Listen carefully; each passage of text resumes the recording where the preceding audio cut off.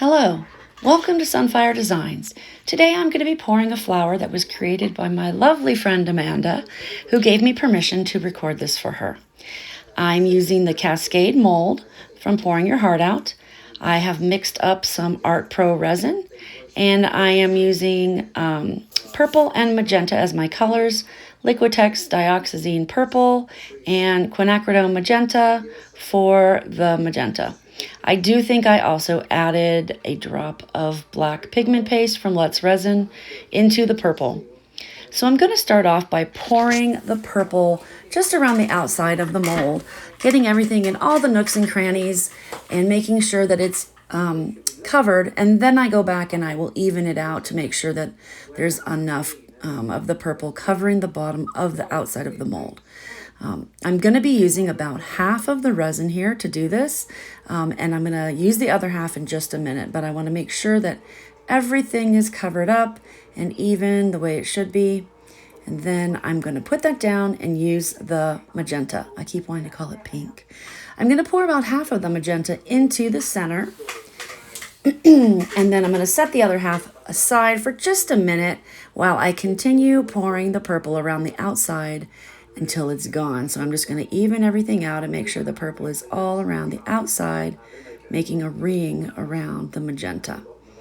I just love this color purple, guys. It's just, I think it's one of my favorite acrylic inks that I own is the Dioxazine Purple.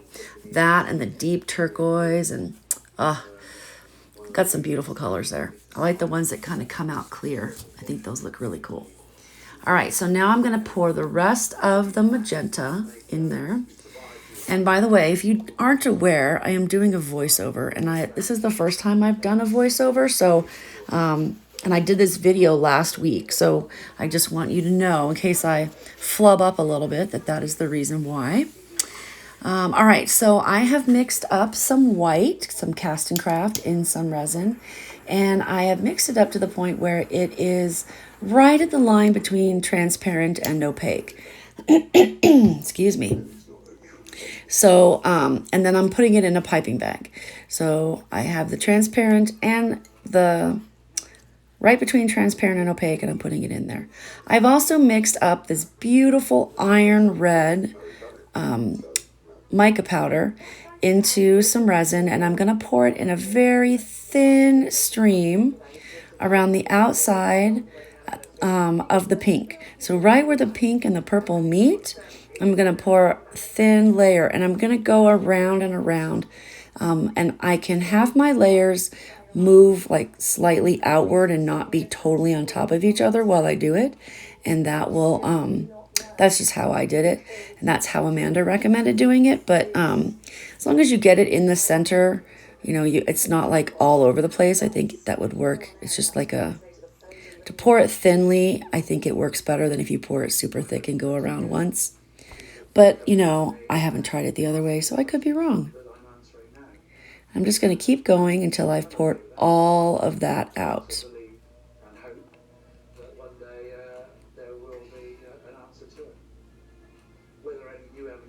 And guys, you're going to be so amazed by this flower. It is beautiful, and my flower does not even do it justice. I'm going to tell you that right now. Amanda's flower is beautiful. I'm really hoping she's going to start up a YouTube here soon so that we can all see her beautiful, amazing work, because she's super talented, and I really enjoy seeing her stuff. So, all right, so now I'm getting the white ready. Kind of jumped the gun earlier. Move everything out of the way so I have room to move my arms while I'm doing this. I'm going to put it in the piping bag, and I'm going to cut just a very little amount off the edge because I want to make sure that the white does not come out too fast. And even then, I think it did come out a little fast in this video to start, but then it kind of, as you go on, there's less pressure in the bag, so it doesn't come out as fast. I'm going to torch real fast before I start, just to get rid of any little bubbles that are at the surface. They will continue to come up, but at least the big ones will be gone. The good thing about this is you can't hear me crinkling my bag and winding it up, right? All right, so now I'm going to take the white and I'm going to make little loop-de-loops starting it around the outside edge of the mold. To me, they kind of look like cursive letter E's, but you know, loop-de-loops, cursive E's, however you want to call them. You're going to make a row going around the outside. And as you can see, this goes really quickly. The longest part of this whole thing is getting all the things mixed up and ready to go. Other than that, it goes by super fast. It's really cool. So you're going to make multiple rows, and they can butt right up next to each other. And we'll keep going until we can't go anymore. And I know at some point, there's a couple points here where I do stop so I can roll up, move the white up in the bag because it starts to get too thin. So I think right around here, there we go. So I'm just kind of moving the white up in the bag and retwisting it so that I have a little more tension. Then I'll go back in and I will continue making my little loop-de-loops. Okay, then I'm going to start at the outside and I'm going to do it all over again. And I got a little sloppy going around this second time, but that's actually not an issue. You can be a little sloppy. This is a very forgiving recipe.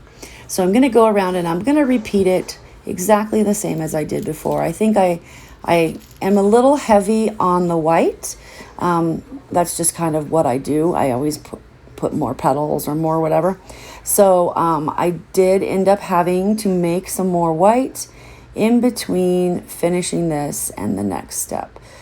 So make sure when you're doing this, you do better than I did and you save yourself a little bit of white for the next step. Not a ton, but you do need a little bit of white for the next step.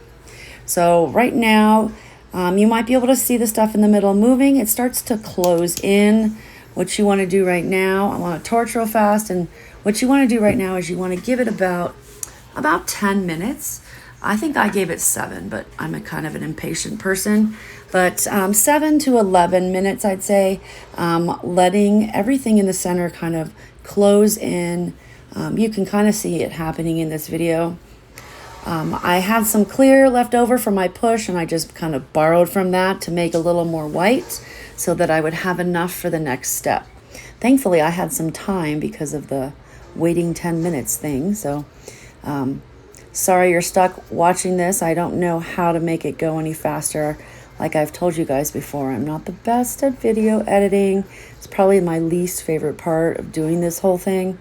I would rather be pouring and then have somebody else do the editing, but it's not going to work that way, sadly. So anyway, mixing up my whites. I'm using casting craft for this. I am in the process. I have made my own white, and I'm in the process of testing that out on different things. So expect to see that coming up soon.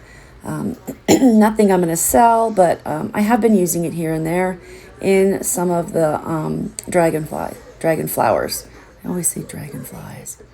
All right, so now I'm going to take my white and I'm going to go around the outside edge one more time with that little loop-de-loop pattern. And just being very careful, I don't want to use all the resin. And I just kind of poured it right out of the cup because I didn't want to have to put it back in the bag. And so, you know, you probably could use a cup for this whole thing. A bag is a little easier, especially since you're doing so many loop-de-loops. But for the part that I had to do, I figured leaving it in the cup would be fine. So I went ahead, used my white, did one more round of the loop-de-loops around the outside. And now the last thing we're going to do is we're going to do our push. You're going to pour your clear in what's left very slowly. Very slowly. You're just barely going to pour it in there, just gently. Now I did make 180 mils for this mold.